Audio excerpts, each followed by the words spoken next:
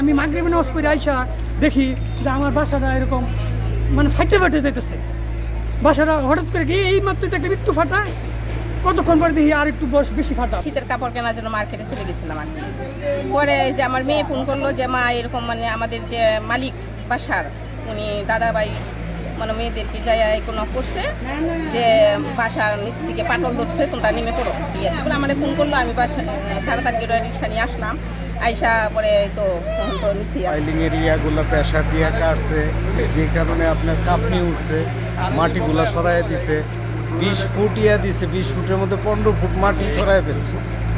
ওই যে প্রোটেকশনটা, ওই প্রোটেকশনটা আর থাকে নাই। জীবনের সব আয়োজন এখানে একসাথে। বাড়িওয়ালা ভাই ফোন দিছে যে আপনারা বাসা ছেড়ে দেন, বাসা তো হয়ে গেছে, হাইলে গেছে আর কি পিছনে। পরে যে আমরা তাড়াতাড়ি করে এগুলা পরে আর কি জানতে পারবো যে সঠিক কিটা, কালকে জানতে পারবো।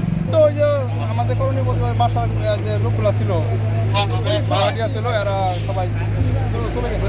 যে মারামার জন্য কেউ না নিতে পারে, যে আমরা একটু ছিলাম, এখন সবাই চলে গেছে। এখন আমরা অন্য কাজে